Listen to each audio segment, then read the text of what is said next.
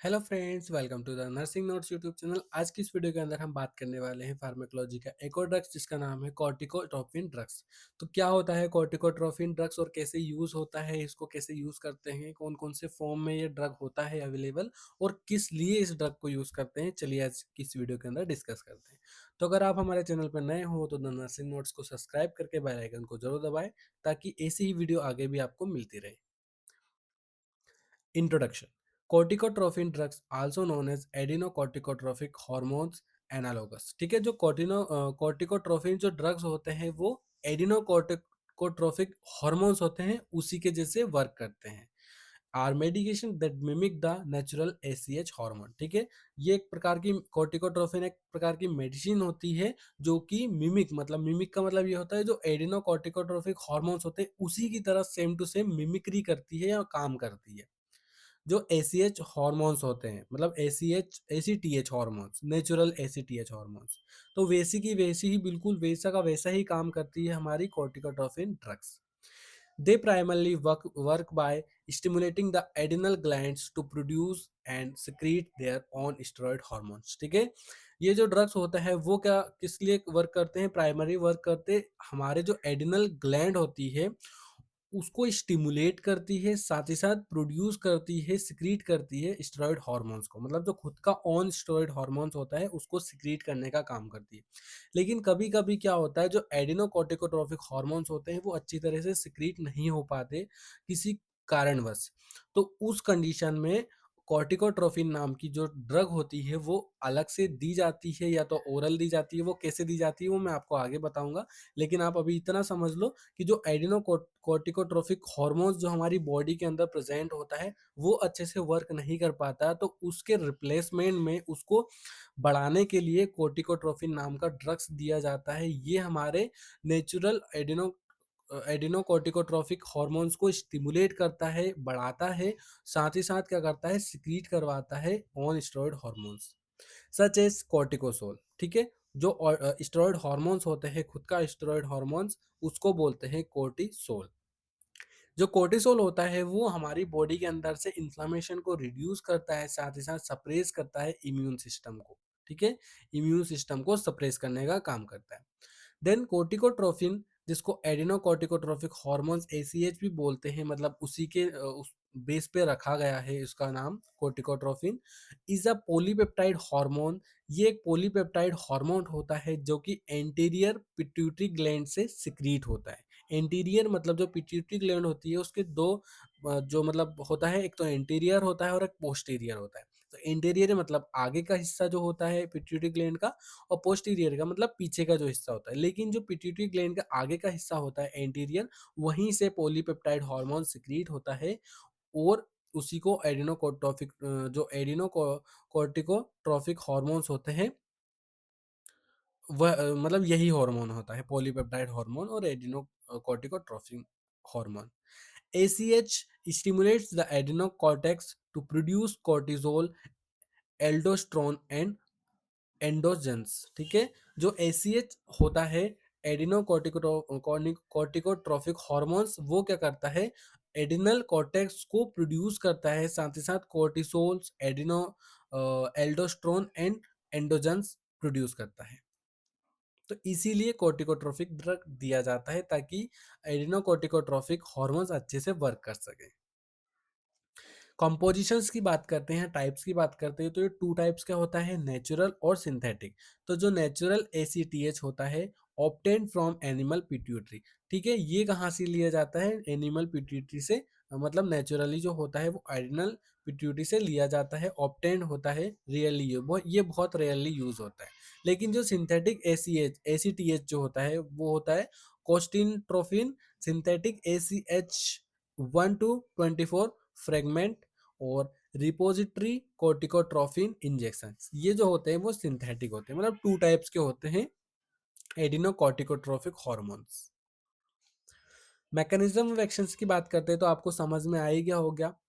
ACTH bind to melanocortin 2 MC2 receptor on adrenal cortex. Adrenal cortex जो होता है उससे जाके मतलब बाइंड कर लेता है मेलानोकोर्टिन से, फिर क्या करता है, स्टिमुलेट करता है सिंथेसिस एंड रिलीज ऑफ ग्लूकोकॉर्टिकोइड्स जो जिसको कॉर्टिजोल भी बोलते हैं, मिनरलो कॉर्टिकोइड्स जिसको एल्डोस्टेरोन भी बोलते हैं, और एडिनो एंडोजेंस, ये जो तीनों हार्मोन्स होते हैं इसको रिलीज करता है और इसको सिंथेसिस मतलब इसको बनाने का काम करता है एडिनल कॉर्टेक्स।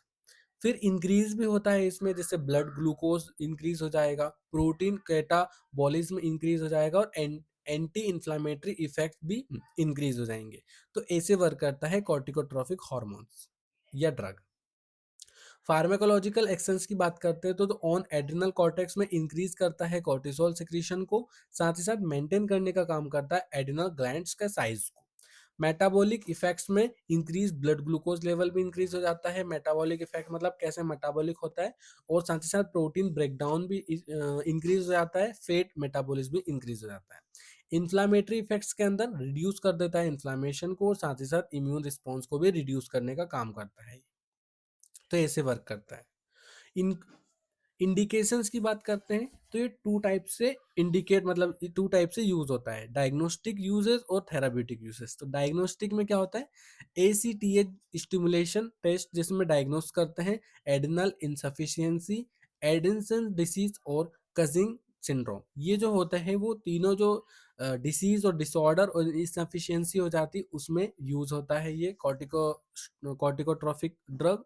और थेराप्यूटिक यूज की बात करते हैं तो इन्फेंटिल स्पाज्म जिसको वेस्ट सिंड्रोम भी बोलते हैं, मल्टीपल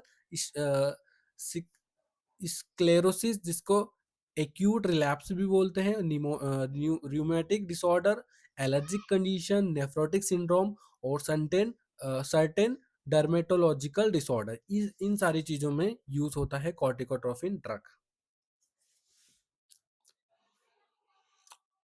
डोसेज एंड रूट की बात करते हैं तो कोसिनट्रोम्फिन जो ड्रग होता है वो डायग्नोस्टिक डोज में 250 mcg आईएम और आईवी सिंगल डोज दिया जाता है, और थेराप्यूटिक एसीटीएच के अंदर आईएम और सबक्यूटेनियस इंजेक्शन में दिया जाता है। Dose varies according to condition, जो पेशेंट की कंडीशन होती है उसके अकॉर्डिंग डोज वेरियस टाइप्स के होते हैं। Always given under medical supervision, ठीक है, ये जब भी दिया जाता है तो मेडिकल सुपरविजन के अंडर में ही दिया जाता है, मतलब जो डॉक्टर्स होते हैं फिजिशियंस होते हैं वही देते हैं इस ड्रग को। साइड इफेक्ट्स में एडिमा देखने को मिल सकता है, वेट गेन हो सकता है पेशेंट को, हाइपरटेंशन देखने को मिल सकता है, हाइपरग्लाइसीमिया देखने को मिल सकता है, मूड चेंजेस हो सकते हैं, इंक्रीज सक्सीबिलिटी ऑफ इन्फेक्शन मतलब इंक्रीज भी इन्फेक्शन भी इंक्रीज हो सकता है, ये साइड इफेक्ट्स है। एडवर्स इफेक्ट्स के अंदर कॉजिंग कॉजिंग गोइड फीचर्स देखने को मिल सकते हैं, peptic ulcer, osteoporosis, weak muscles, suppression of pituitary adrenal axis, ये सारी एडवर्स इफेक्ट देखने को मिल सकते हैं। फिर आता है टॉक्सिसिटी एंड ओवरडोज। टॉक्सिसिटी में सीवियर फ्लूइड रिटेंशन हो सकता है, हाइपरटेंशन हो सकता है पेशेंट को, और साथ ही साथ टॉक्सिसिटी में हाइपरग्लाइसीमिया हो सकता है मतलब, और इलेक्ट्रोलाइट इम्बैलेंस हो सकते हैं पेशेंट के, risk of adrenal separation, risk भी हो सकता है एड्रिनल सेपरेशन के। कॉन्ट्राइंडिकेशन कब कब नहीं देना है, तो प्राइमरी एड्रिनल फेलियर जैसे एडिसन डिसीज हो गया तो उसमें नहीं देना है, पेप्टिक अल्सर डिसीज में इस ड्रग को नहीं देना है, सीवियर हाइपरटेंशन अगर पेशेंट को हो रहा है तो इस ड्रग को नहीं देना है, डायबिटीज मेलाइटिस वाले या अनकंट्रोल्ड डायबिटीज मेलाइटिस वाले पेशेंट को भी नहीं देना है, ओस्टियोपोरोसिस जिसकी बोन की डेंसिटी वीक है उसको भी नहीं देना है, एक्टिव इन्फेक्शन जिसको पहले से ही ऑलरेडी इन्फेक्शन हो रखा है उसको भी नहीं देना है किसी भी पेशेंट को, प्रेगनेंसी में तो देना ही नहीं है। एडवर्स इफेक्ट्स की बात करते हैं ड्रग्स की, तो useful when adrenal gland is functional, ठीक है, एड्रिनल ग्लैंड अगर फंक्शनल नहीं है मतलब नहीं मतलब एड्रिनल ग्लैंड जो होती है वो फंक्शन नहीं कर रही थी, तो उस कंडीशन में इस ड्रग को देने से जो एड्रिनल ग्लैंड होती है उसका फंक्शन एक्टिव हो जाता है। डायग्नोस्टिक वैल्यू भी आती है इस ड्रग को देने से। फिर alternative to corticotrophin as some condition, ठीक है, अल्टरनेट भी देते हैं किसी किसी कंडीशन में कॉर्टिकोस्टेरॉइड जो ड्रग होते हैं उस कंडीशन में। डिसएडवांटेज क्या होता है, less predictable than steroid, required functional adrenal cortex और more side effects than corticoids. ठीक है, ये ज्यादा साइड इफेक्ट्स मतलब कॉज करती है, तो ये डिसएडवांटेज है इस ड्रग के। नर्सिंग रिस्पॉन्सिबिलिटी की बात करते हैं तो बिफोर एडमिनिस्ट्रेशन में चेक इंडिकेटर्स जैसे डायग्नोस्टिक एंड थेराप्यूटिक किस पर्पज से हम इस ड्रग को यूज कर रहे हैं, तो वो हम चेक इंडिकेट्स करते हैं। और इंडिकेट्स में कौन कौन सी, मतलब जैसे कंडीशन मैंने आपको बताई, इंडिकेशन कौन कौन सी कंडीशन में हम पेशेंट को ड्रग दे सकते हैं, तो उस कंडीशन को पहले देखा जाता है कि वो उसके एलिजिबल है या नहीं है, इस पेशेंट को हम दे सकते हैं कि नहीं, फिर उस पेशेंट को ड्रग दिया जाता है। फिर बीपी को असेसमेंट किया जाता है, ब्लड ग्लूकोज को असेसमेंट किया जाता है, इलेक्ट्रोलाइट लेवल्स का असेसमेंट किया जाता है। रोल ऑफ कॉन्ट्राइंडिकेशंस, कॉन्ट्राइंडिकेशंस का रोल भी इसमें आउट हो जाता है। ड्यूरिंग एडमिनिस्ट्रेशन के टाइम पे हम आईएम और एससी प्रिस्क्राइब्ड अगर पेशेंट डॉक्टर्स ने दिया है तो देना है। और observe for allergic reaction, allergic reaction को भी ऑब्जर्व करते रहना है।